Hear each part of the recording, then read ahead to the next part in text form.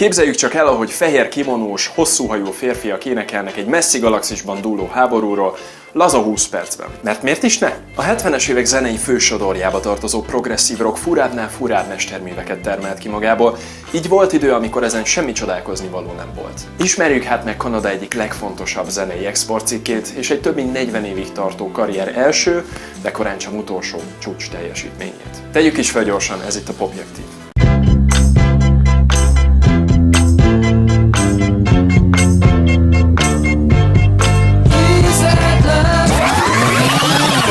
Sok szeretettel üdvözlök mindenkit, ez itt a Popjektív harmadik adása, rajongásunk mai tárgya pedig a Rush 2112 című nagylemeze. A 80-as évek magyar rádiójában bizonyára 2112-nek mutatták volna be. Vigyázat, hiperszubjektív bemutató következik.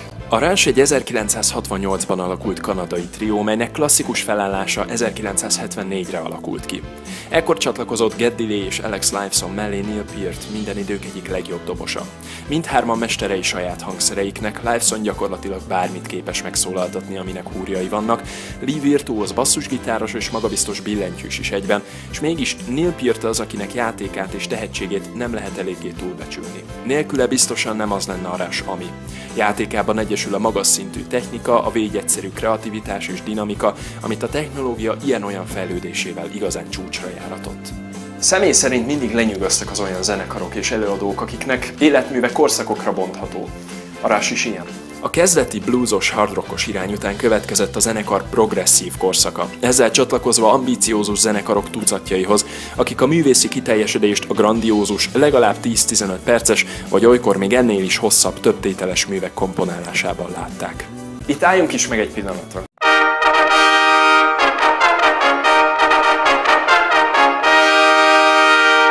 Vedd körbe magad képzett zenészekkel, akik hangszereik abszolút mesterei. Minél összeférhetetlenebb személyiségek, annál jobb. Válasz egy ambíciózus témát vagy koncepciót, amire felfűzöd a következő albumod dalait. Ha épp semmi különleges nem jut eszedbe, még mindig írhatsz dalokat mitológiai lényekről, manókról és sárkányokról. Felejtsd el a klasszikus dalformákat, és a játékidőt is kezelt rugalmasan. Ne félj 15-20 perces dalokat írni. Ha topzódsz az ötletekben, majd dupla album lesz belőle. Na és?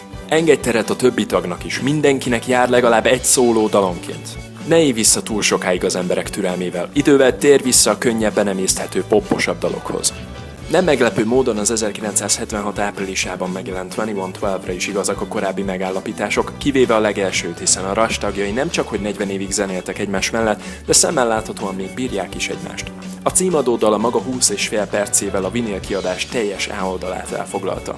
A történet szerint 2112-ben járunk egy távoli naprendszerben, amit egy galaktikus méretű háborút követően a Vörös Csillag Föderáció foglal egységbe. Ugye milyen jól hangzik, főleg nekünk magyaroknak? A föderációt és lényegében az élet minden területét pedig titokzatos papok irányítják. A történet meg nem nevezett főszereplője egy szép napon egy ősi hangszerre, egész pontosan egy gitárra akad, amin idővel játszani is megtanul. Azt gondolván, hogy hatalmas felfedezésre bukkant, nyomban fel is keresi a Syrinx templomok papjait, akik menten frászt kapnak a rebellis lelettől, mondván, hogy a korábbi civilizációk pusztulásáért is az ilyen és ehhez hasonló tárgyak, valamint az általuk képviselt fenntarthatatlan szabadságérzet a felelősök.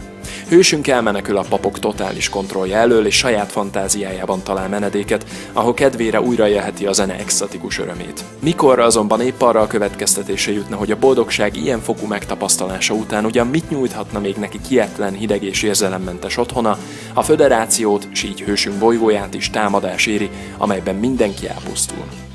Na!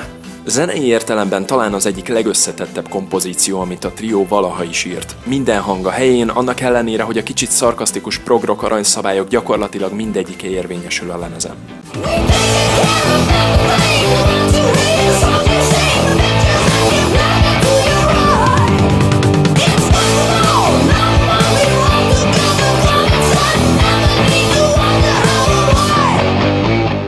Épp ezért nyilván nem mindenki értékeli a 20 perces, szólókkal bőven megküldött játékidőt.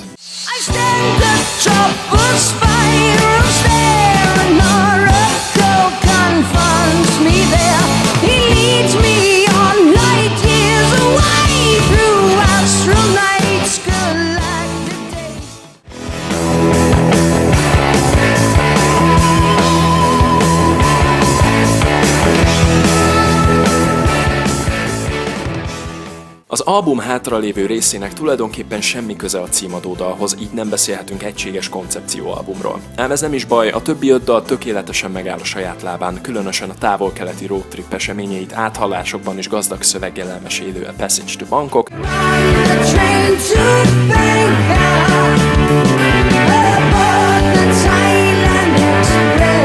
vagy a skifi világába visszatérő The Twilight Zone. Beyond this world, strange things I know. Use the key and lock the door. See what your fate might have in store. A 2112 méltán foglalja el dobogós helyét a 40 éves életmű tekintetében is. A 80-as években a rás is haladt a korral, így ahogy legtöbb pályatársuknál, náluk is előkerültek a szintetizátorok. Ugyanakkor nekik sikerült az, ami viszont már nem mindenkinek. Úgy maradtak relevánsak, hogy a populárisabb hangzás nem kényszerítette a zenekart művészi kompromisszumokra, inkább csak értelmezhetőbbé tette azt egy sokkal nagyobb közönség számára is. A 90-es években visszatértek a gitárközpontúbb alternatív rock vonulathoz, míg az ezredforduló eljövetelét munkásságuk legnyersebb és leghangosabb lemezében nyugtázták. A Rushnak az is sikerült, amiben a legtöbb évtizedeken keresztül aktív zenekarok sokszor csak reménykedhetnek. Egy igazi mesterművel zárták soraikat, hiszen a 2012-es Clockwork Angels az együttes sokadik, de úgy tűnik utolsó mesterműve. A legutóbbi 40. évfordulót ünneplő turnéjuk feltehetően egyben az utolsó is volt, tekintve Neil Peart hivatalos visszavonulását a turnézástól. Aztán persze majd meglátjuk.